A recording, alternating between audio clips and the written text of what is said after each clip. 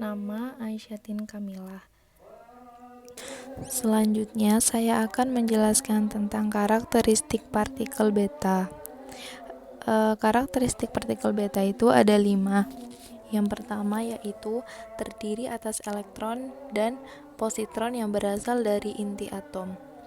Yang kedua, bisa dibelokkan oleh medan magnet maupun medan listrik. Yang ketiga, daya tembusnya lebih besar jika dibandingkan dengan alfa. Beta lebih besar daripada alfa dan lebih kecil dari gamma. Tetapi ionisasinya lebih kecil jika dibandingkan dengan alfa. Yang keempat yaitu partikel beta tidak mampu menembus plat tipis yang terbuat dari aluminium. Yang kelima, bila suatu atom memancarkan sinar partikel beta, maka nomor atom tersebut bertambah atau berkurang, tetapi nomor masanya tetap. Selanjutnya yaitu pemanfaatan atau aplikasi sinar beta. Yang pertama yaitu menentukan letak kebocoran pipa saluran minyak atau cairan, atau juga gas yang tertimbun dalam tanah. Yang kedua, mengukur ketebalan kertas, plastik, atau terpal baja yang digunakan untuk mengontrol jalur produksi kertas, plastik, atau terpal baja. Partikel sinar beta yang ditembakkan pada produk akan dipantau jumlah partikel yang tembus. Yang ketiga, pancaran sinar beta karbon C14 dari fosil dapat digunakan untuk memperkirakan umur fosil. Nama Aisyatin Kamilah. Manfaatan aplikasi sinar gamma. Yang pertama, untuk menyembuhkan tumor kanker. Kenapa sinar gamma digunakan untuk menyembuhkan tumor dan kanker? Karena sinar gamma itu dapat digunakan sebagai radioterapi atau terapi radiasi untuk kanker. Paparan sinar ini bisa menyebabkan kerusakan pada DNA sel kanker, sehingga terjadi penghambatan pertumbuhan dan penyebaran sel kanker. Yang kedua yaitu membunuh bakteri. Sinar gamma digunakan untuk membunuh bakteri karena sinar gamma itu memiliki energi tinggi sehingga digunakan untuk mensterilisasi makanan, minuman, dan peralatan dokter ketika akan melakukan operasi. Pemakaian sinar gamma untuk membunuh organisme dikenal dengan sebutan irradiation. Dosis sinar gamma yang dimanfaatkan juga tidak merusak sel makanan, sehingga gizi makanan tidak akan berkurang. Makanan menjadi tahan lama karena tidak ada bakteri yang merusak makanan. Dan tentu saja makanan tidak akan berubah atau masih sama dengan rasa aslinya. Yang ketiga, untuk pembentukan bibit unggul tanaman. Sinar gamma ini dapat memicu terjadinya mutasi pada suatu tanaman. Dari proses mutasi itu diharapkan bisa dihasilkan tanaman dengan sifat-sifat yang memberi untung, seperti pada tanaman padi yang lebih tahan terhadap hama dan memiliki tunas yang banyak. Yaitu selanjutnya 4. Pelacakan kebocoran pipa bawah tanah.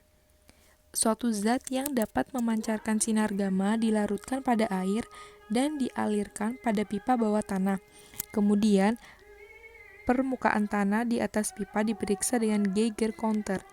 Intensitas radiasi yang berlebihan menggambarkan adanya kebocoran pada pipa tersebut. Yang terakhir yaitu pemanfaatannya dilakukan untuk mengetahui struktur logam. Untuk materi selanjutnya, di sini saya Yuroma akan menjelaskan mengenai peluruan gamma. Sebelum kita membahas bagaimana proses terjadinya peluruan gamma, kita akan membahas terlebih dahulu apa itu sinar gamma dan peluruan gamma. Sinar gamma merupakan radiasi gelombang elektromagnetik dengan daya tembus tinggi dan dengan panjang gelombang sekitar 10 pangkat minus 7 sampai 10 pangkat minus 11 cm. Dalam hal ini, sinar gamma merupakan radiasi elektromagnetik dengan panjang gelombang yang lebih pendek daripada radiasi sinar lainnya. Sinar gamma juga dapat diartikan sebagai gelombang elektromagnetik yang membawa energi dalam bentuk paket-paket yang disebut foton. Sedangkan peluruan gamma ialah suatu inti atom yang berada dalam keadaan tereksitasi dan dapat kembali ke keadaan dasar atau growth state yang lebih stabil dengan memancarkan sinar gamma. Pada gambar di samping ini terlihat proses peluruan gamma di mana inti sebelum peluruhan dia dalam keadaan tereksitasi, dan untuk kembali ke keadaan dasarnya dia memancarkan sinar gamma dalam bentuk foton. Pancaran radiasi gamma dialami oleh unsur dengan energi yang terlalu besar. Inti yang kelebihan energinya akan melepaskan energi dalam bentuk sinar gamma. Suatu inti dapat berada pada keadaan eksitasi, yakni keadaan inti yang tingkat energinya lebih tinggi dari keadaan dasarnya. Nah, suatu atom yang tereksitasi ini biasanya terjadi pada atom yang memancarkan sinyal alfa maupun sinyal beta. Dan untuk mencapai tingkat energi dasar atau keadaan stabil, atom tersebut melakukan pelepasan energi melalui pancaran sinar gamma. Jadi, seperti yang dikatakan sebelumnya, suatu atom setelah melakukan peluruhan alfa dan beta, inti ini biasanya dalam keadaan tereksitasi. Seperti halnya atom, inti akan mencapai keadaan dasar atau yang lebih stabil dengan memancarkan sinar gamma. Pada persamaan ini, suatu inti yang berada pada keadaan tereksitasi dilambangkan dengan adanya tanda bintang. Selanjutnya, di sini terdapat contoh dari peluruan gamma. Yang pertama yakni PU24094, dia akan memancarkan radiasi gamma dengan gelombang elektromagnetik yang tinggi dan menjadi PU24094. Nah, di sini dapat dilihat bahwa inti induk sama dengan inti anak. Karena sinar gamma ini bukanlah partikel, sehingga dia tidak memiliki nomor atom maupun nomor massa. Sehingga dalam peluruhannya sinar gamma ini, dia tidak menghasilkan inti atom baru. Melainkan, peluruan gamma ini hanya mengurangi energi saja, tetapi tidak mengubah susunan suatu inti. Nah, untuk contoh yang kedua ini, ada B125 menjadi C126 plus beta min. Kemudian C126 menjadi C126 plus gamma. Maksudnya di sini yaitu seperti yang sudah dijelaskan sebelumnya bahwa pemancaran sinar gamma itu menyertai pemancaran sinar alfa maupun sinar beta. Jadi di sini suatu inti atom dia mengalami peluruhan menjadi C126 plus beta. Nah, di sini dia dalam keadaan tereksitasi. Nah, kemudian untuk kembali ke keadaan yang stabil, dia mengalami peluruhan gamma. Kemudian berdasarkan contoh yang sebelumnya, di sini inti induk dia mengalami peluruhan beta. Kemudian setelah mengalami peluruhan beta, dia dalam keadaan eksitasi atau EI. Dan untuk kembali ke keadaan dasarnya atau E0, dia mengalami peluruhan gamma. Nah, di sini dapat dituliskan E gamma sama dengan delta E min ER, di mana delta E adalah beda energi keadaan eksitasi dengan keadaan dasarnya. Atau bisa dituliskan delta E sama dengan EI min E0. Sedangkan ER adalah energi pentalan inti setelah peluruhan, di mana ER adalah setengah delta E kuadrat per mc kuadrat. C adalah kecepatan cahaya dan m adalah massa inti mula-mula. Absorpsi sinar gamma. Pada absorpsi sinar gamma ini, seperti yang sudah dijelaskan di awal bahwa sinar gamma merupakan gelombang elektromagnetik yang membawa energi dalam bentuk paket-paket yang disebut foton. Nah, jika sinar gamma ini masuk ke dalam suatu bahan dan menghasilkan ionisasi, maka ionisasi yang dihasilkan ini sebagian besar melalui proses ionisasi sekunder. Sehingga sinar gamma berinteraksi dengan materi hanya beberapa pasang ion primer saja yang terbentuk. Ion-ion primer itu selanjutnya melakukan proses ionisasi sekunder sehingga diperoleh pasangan ion yang lebih banyak dibandingkan yang terbentuk pada proses ionisasi primer. Apabila sinar gamma atau gelombang elektromagnetik ini memasuki bahan atau perisai, maka intensitas radiasi saja yang akan berkurang, sedangkan intensitas tetap atau tidak akan berubah. Nah, hal ini dapat dituliskan pada persamaan I sama dengan I0 E minus mu D, di mana I adalah intensitas yang diteruskan, I0 adalah intensitas mula-mula, D adalah ketebalan bahan perisai, dan mu adalah koefisien serapan linear bahan perisai. Dalam hal ini, nilai mu untuk setiap bahan sangat bergantung pada nomor atom dan juga pada radiasi gammanya. Pada proses ini, koefisien mu melibatkan dua proses, di mana proses pertama adalah foton kehilangan energi seluruhnya atau sebagian oleh sebuah partikel yang sangat mudah diserap. Kemudian untuk proses yang kedua, di mana foton dihamburkan keluar tanpa absorpsi energi pada bahan, sehingga dapat dituliskan persamaan bahwa mu sama dengan mu A plus mu S. Mu A adalah koefisien absorpsi penyerapan dan mu S adalah koefisien penghamburan. Selanjutnya untuk nilai tebal paro. Nilai tebal paro atau HVT adalah tebal bahan perisai yang diperlukan radiasi gelombang elektromagnetik untuk mengurangi das radiasinya sehingga tinggal setengah dari semulanya. Jika penurunan intensitas dirumuskan dengan I sama dengan I0 E mu D dan pada saat intensitas menjadi setengahnya, I sama dengan setengah I0 sehingga HVT adalah 0,693 per mu. Selanjutnya di sini dijelaskan pada gambar bahwa intensitas sinar gamma berkurang menjadi setengahnya oleh timbang dengan ketebalan. Apabila radiasi elektromagnetik ini memasuki bahan penyerap, maka intensitas radiasi itu saja yang akan berkurang. Sedangkan radiasi elektromagnetik yang lolos dari bahan penyerap tidak akan mengalami pengurangan energi. Kemudian dilihat dari daya tembusnya, sinar gamma ini memiliki daya tembus yang paling kuat dibandingkan dengan sinar alfa maupun sinar beta. Tetapi sinar gamma ini memiliki daya ionisasi yang paling lemah di antara sinar alfa dan juga sinar beta.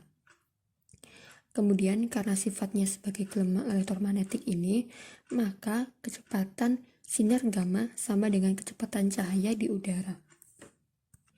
Kemudian pada gambar ini dijelaskan bahwa radiasi sinar gamma tidak dipengaruhi oleh medan magnet.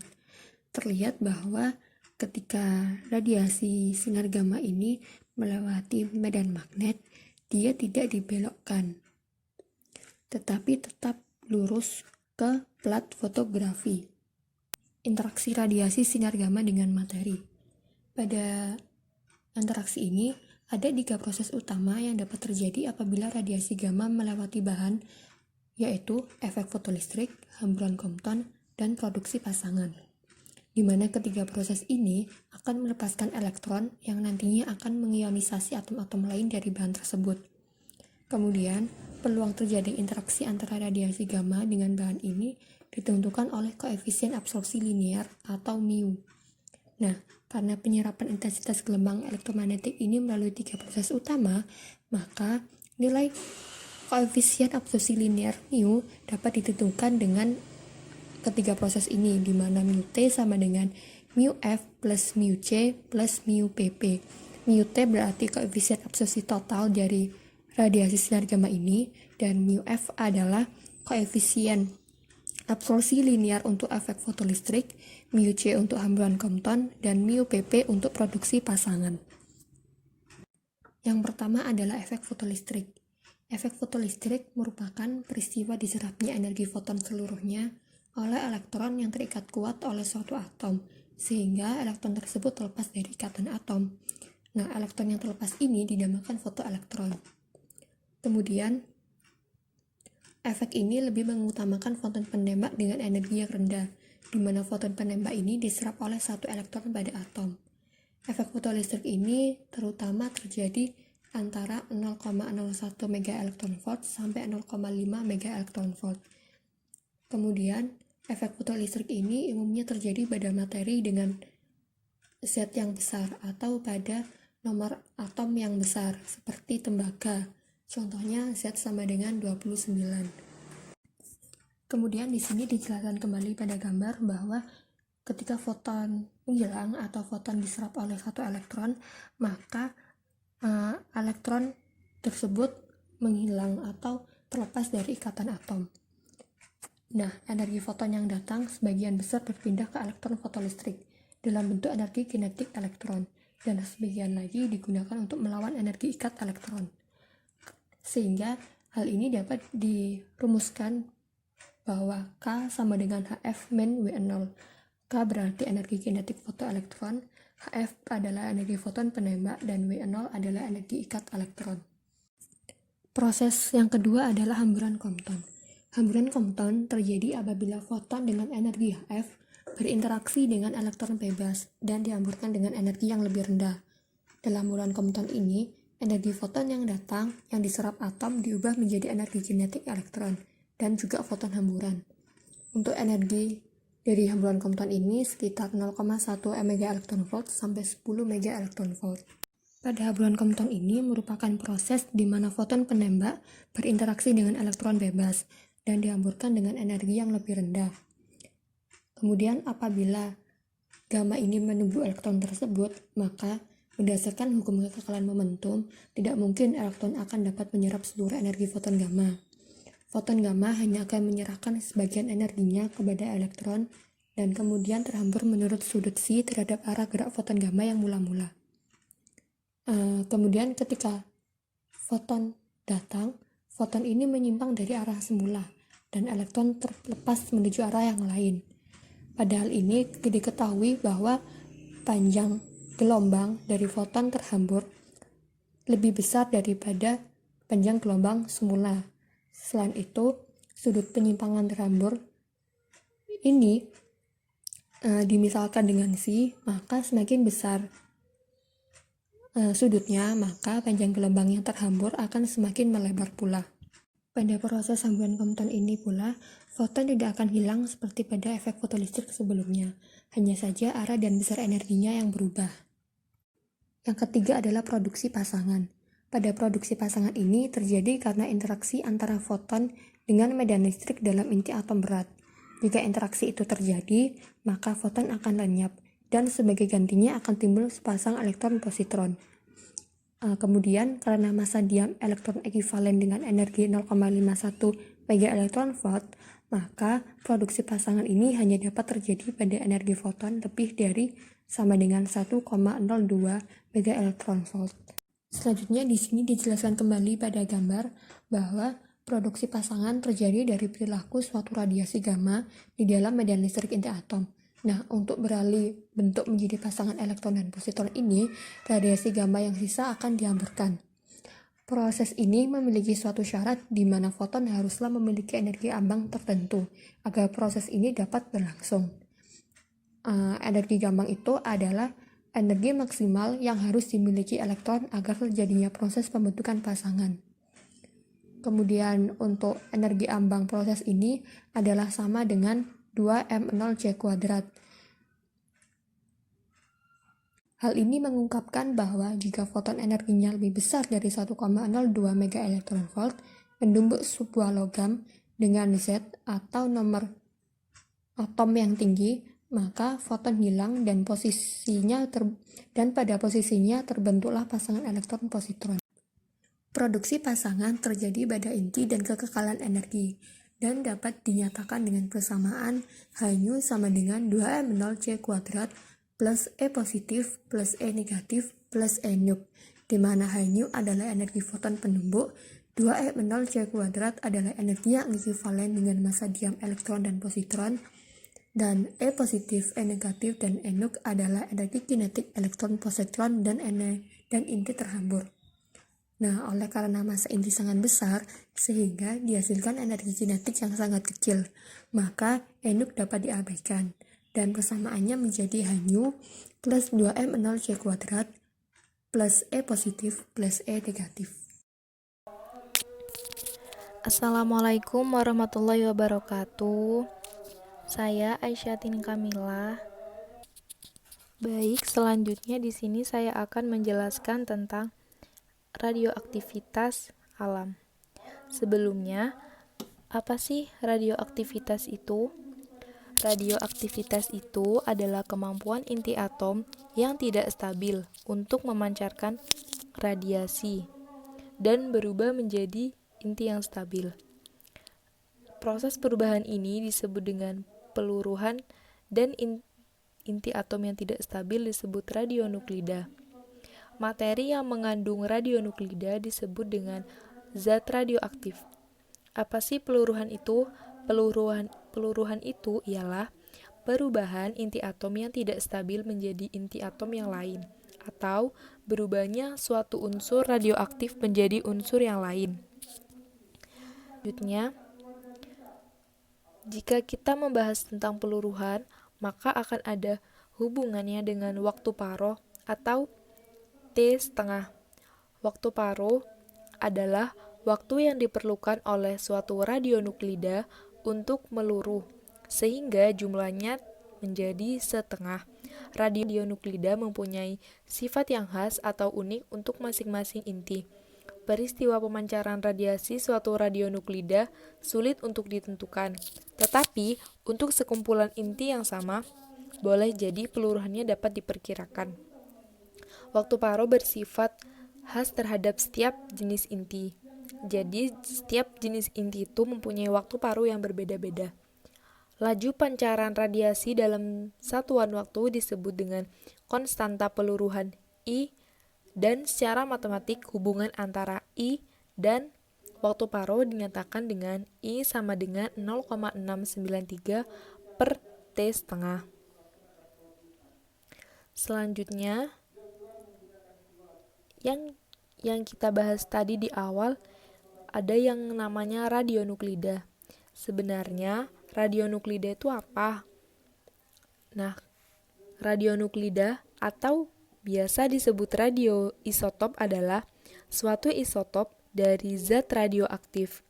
Radionuklida ini mampu memancarkan radiasi dengan intensitas tertentu. Radionuklida dapat terjadi secara alamiah ataupun sengaja, dibuat oleh manusia dalam reaktor pada suatu penelitian. Keberadaan radionuklida ini dengan proses aktivasi dilakukan dengan cara menembaki isotop yang stabil dengan neutron di dalam teras reaktor. Proses ini lazim disebut sebagai iradiasi neutron, sedangkan bahan yang disinari disebut dengan target atau sasaran.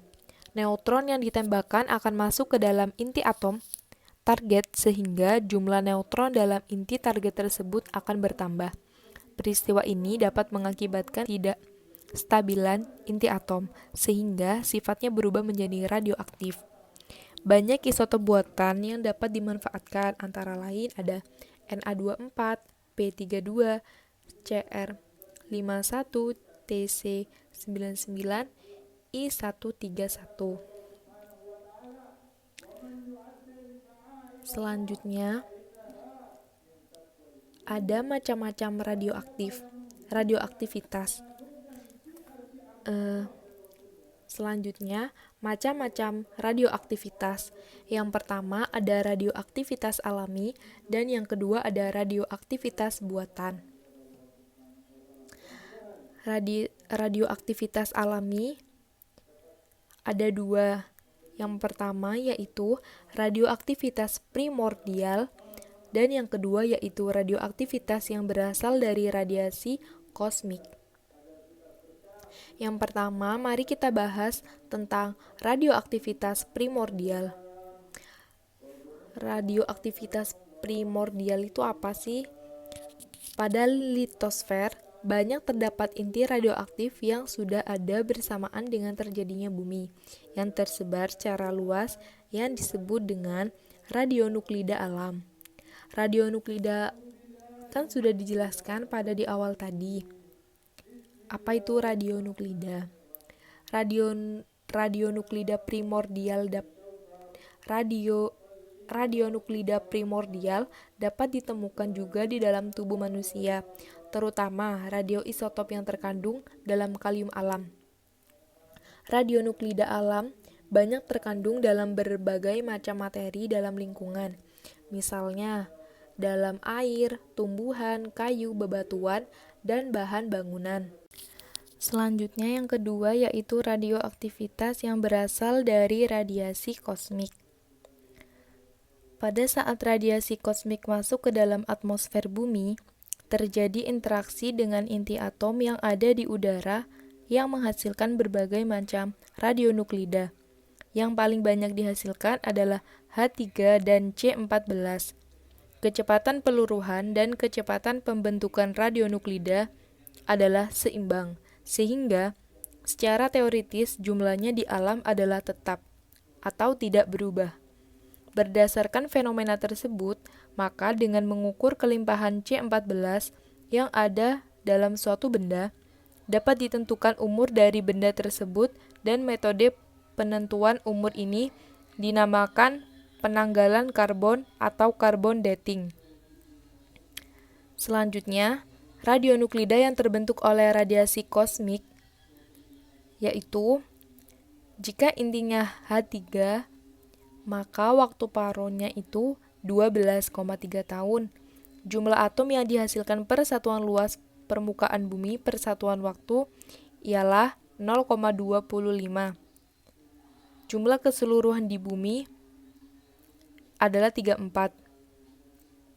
Distribusi persen dalam daerah aliran, balik, dan stratosfer adalah 8. Permukaan bumi dan lingkungan kehidupan 27, samudranya 65. Begitupun seterusnya pada BE7 dan C14, dan yang terakhir ada Na22. Yang terakhir yaitu sinar kosmik.